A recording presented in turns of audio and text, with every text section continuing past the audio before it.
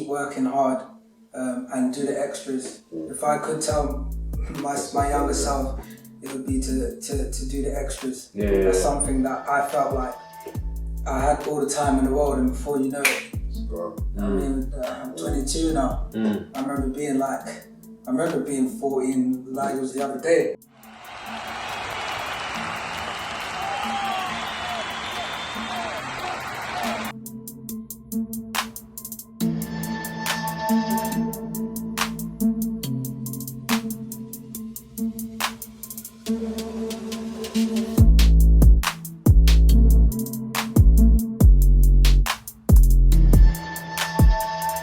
Ozzy, yeah. So you're born here?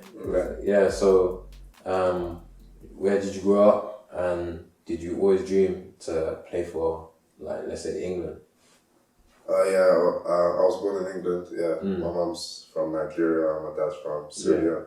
I grew up in South London mainly. Yeah, so growing up wanting to play for England, what was that like, where you just said to yourself, you know what, I'm going to follow my dad's roots and then go to Sierra Leone, and how did that come about? So obviously, it's like, I think everyone, when you reach a stage like in your career and of age as well, you think of the possibility of playing for England in the position. I just thought at the time, I don't think I was not able, but I don't think the opportunity would have come. But when the opportunity came to go to Sierra Leone, I thought that this is a great opportunity. Like, international football is a great thing to be part of. And to represent a country is amazing. So when they called me up, I was like, of course I'm gonna go. Would you say it's been a good decision so far? Oh yeah, definitely. Like the past 2 experiences I've been have been unreal. Like, I think the first time I went, we played Ethiopia away. Okay. It was a whole different culture, a whole different environment. And like, it's just like... Good food though. Good food, It's a good learning experience. Then obviously I went back home to like Sierra Leone for the last call up in November. And that was my first time going back home. Oh my days. Is it madness? Amazing, yeah, man. Oh wow. They treated me so well. Yeah, you know, when you go to Africa, I know they treat you like a king. So the perception of African football is like, it's different. The people outside don't see it, but if you can really adjust to that kind of football, it is a good level. Definitely. So you'd say all in all, good decision, and you know, you wouldn't regret it maybe waiting out for Nigeria or possibly never know England. I've gone for the decision. I don't regret it. Well, I'm really happy with it. So who's a player that you've played with for the national team that you'd say, he's a baller, like?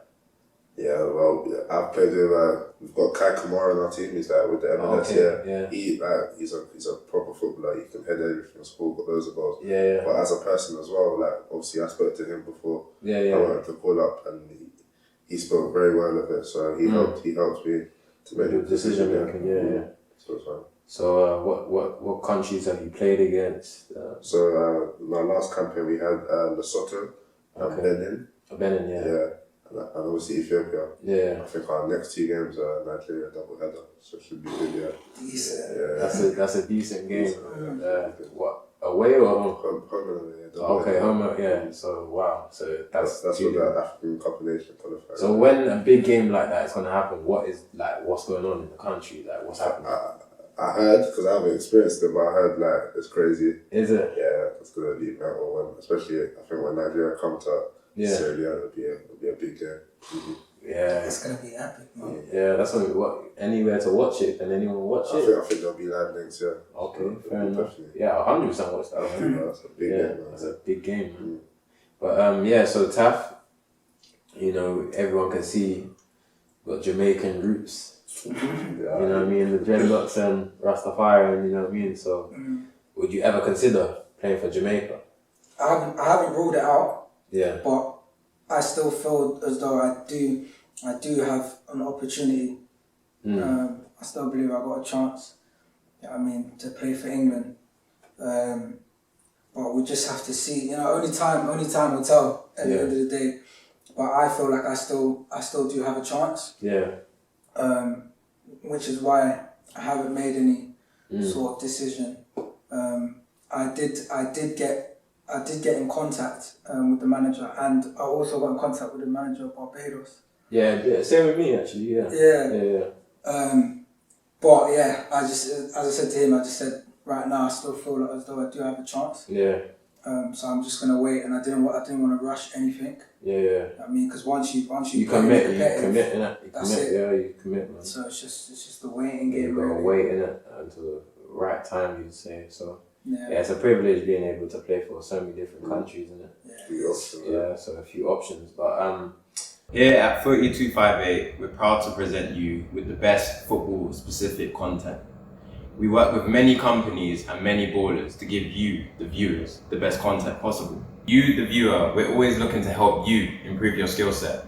In order for you to improve your skill set and for us to keep making these videos, please click the link down below and buy some equipment.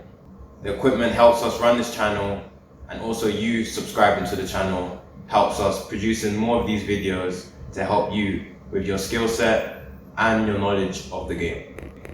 Thank you for supporting FOOTY 258.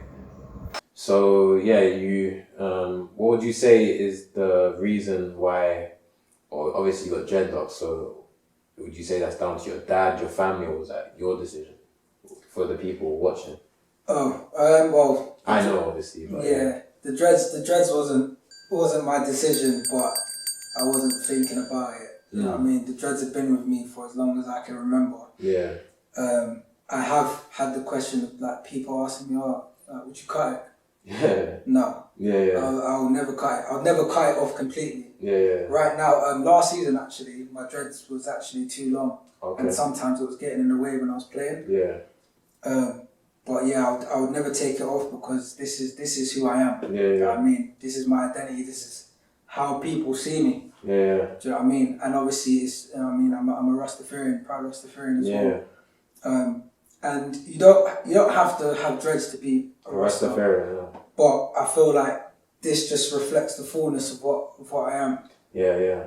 I would say, like, you know, having that type of hair, it can, for some people, it's actually mad to say, but intimidating. Like, so how often do you get stereotyped with that? Like, how, you know, because of your hair, or because, you know, you wanna, I don't know, it could be anything, the way you dress, anything, you know? I'd say with that side of it, with the more violent side of it, I'd say, no, I don't really get that. Yeah. And I think it's because my dreads are long, and I've always had them. You know what I mean? Whereas, yeah, you do see it, you know what I mean? And in fact, today, my brother was listening to one woman on Instagram who goes to our church. Okay. And she was talking about it, how dreads have been portrayed as like something that, you know what I mean? But it's true, because you see it all over the place. You know what I mean? Especially with like when Chief Keef came onto the scene and stuff like that. You know what I mean? As for me, it hasn't come up as anything like that. But it is something that I would like to address as well, like in the near future. And obviously show people what it really is. Have you ever had in football somebody be like, you know what, it's time to like kind of cut it off, maybe it's getting in the way or something like that? Yes, yeah, I have. Well, not it wasn't on a serious thing though. Okay. It was kind of a jokey thing, but it always starts with a joke, but you know, back in my time at Arsenal. Okay, I don't get it, to be honest, man, you know. And I don't know whose fault it is, why, you know, I don't even want to say the media or, you know, public perception or this country or whatever, but it's who you are, you know. And me personally, I think people with dreadlocks are like the calmest people in the world. Like, I don't even see them as portraying violence or anything like that. So, or to be scared of. So for somebody to be scared of you or feel like, you know, it will affect your football in some type of way. Look, you're running past people on the wing, like, you know, it's not obviously affecting you. So for me, I don't really get it, to be honest. But yeah, we'll never know. So what advice, to finish off, what advice would you give to a 14, 15-year-old self of you? Being a footballer. Yeah, being a footballer. Yeah, it's just anything makes you enjoying football, especially at that age, I said. And yeah, just have to keep on working hard, persistent, always training. Yeah, make sure you're doing the right things, but at that age especially, or I found that if you don't enjoy it, you'll fall out of the love of it. So if it makes you enjoying it, that's the main thing, Yeah, what about you, Taf? I'll just tell him that it's not a straight road. You know, there's so many things that you're gonna have to overcome. You know, but to just keep the faith, keep working hard, and do the extras. If I could tell my younger self, it would be to do the extras. That's something that I felt like I had all the time in the world, and before you know it, it's gone. I mean, I'm 22 now. I remember being 14 like it was the other day. Yeah, exactly. Yeah. So yeah, I'll just tell him to and enjoy the game. Yeah. Because if it gets hard, man. Yeah. So in that position, then, like, if it's getting a bit hard for you, like, would you say to somebody, what would you say to somebody, or your younger self when times are getting hard? Then, not to give up. Like there's always a goal at the end of it. If you want to be playing Premier League or whatever level, don't give up, because there's always an opportunity. And when the opportunity comes, you have to be ready for it. Yeah. That's what football's about. Yeah, when one door closes, another opens. Yeah. And I'll definitely tell my younger self that,